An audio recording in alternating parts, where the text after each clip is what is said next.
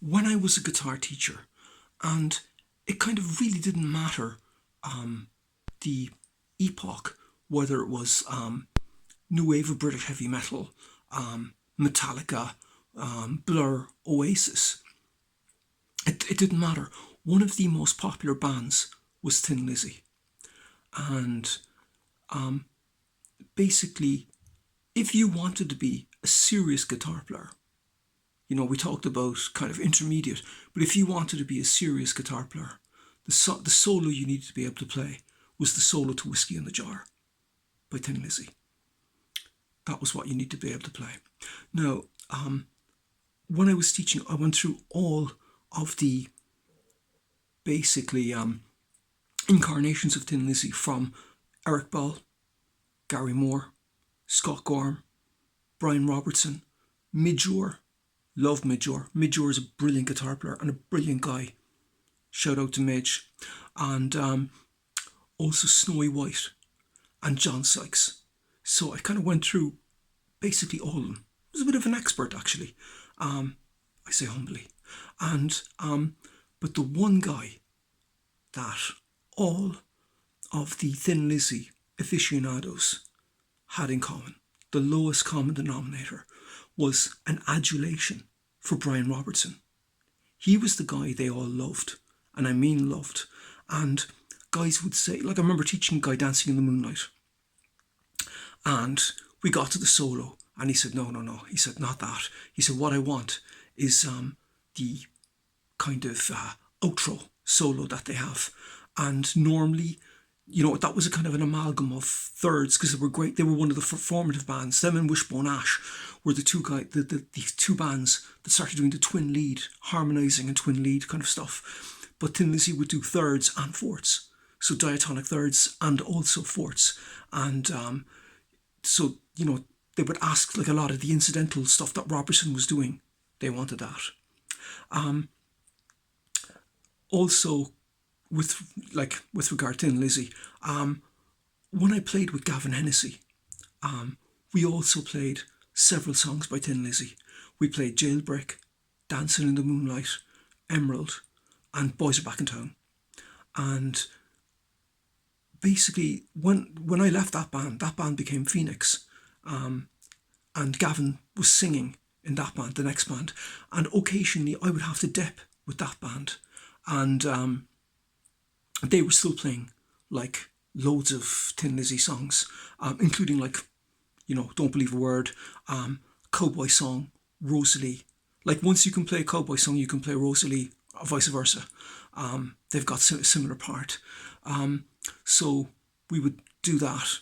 And the other thing is, Gavin Hennessy was my first paying student. And again, it wasn't to play guitar. He was using the guitar as a fulcrum to write music.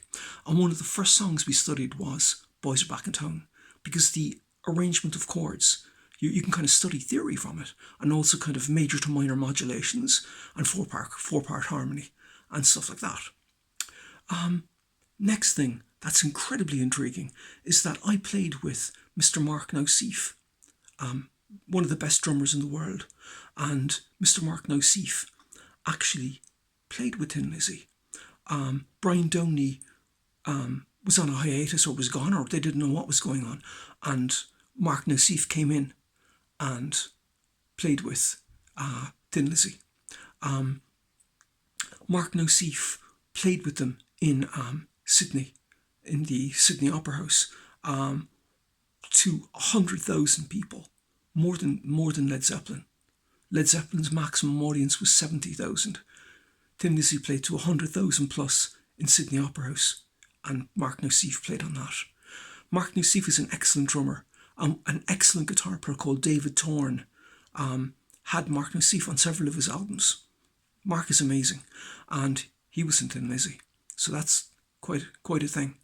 But the Thin Lizzy, their music stood the test of time, and also Phil Lynott recorded several solo albums, which Mark Nauseef also played on.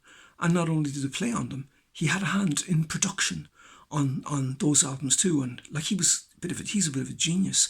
And like, helped pull Philip Lynott in a completely different direction, kind of into kind of using synths and synth patterns, and bringing in some very, very different session musicians to work with him, people like Mark Knopfler. And it was really, you know, they were like really, really fantastic albums, you know, producing hits like Downtown and Sarah and all this stuff, or not, you know, several other ones. So absolutely fantastic. But again, just to reiterate, from all my time teaching Thin Lizzy stuff, and as I said, I became a bit of an expert with Thin Lizzy because I was asked for it so much. From like literally, I mean, as I said, Gavin Hennessy was my first paying guitar student, and the first song we worked on was "The Boys Are Back in Town." So right through like my epoch as a guitar teacher, I basically thought Thin Lizzy songs and riffs and licks and solos to a kind of a wide array of people, and right in the middle of the Britpop era with Oasis and Blur, right at the top of the game, people were still asking for Whiskey in the Jar, or Boys Back in Town, or you know, Dancing in the Moonlight. I want to learn that solo so bad, and that riff, you know, absolutely fantastic. So thank you very much for listening.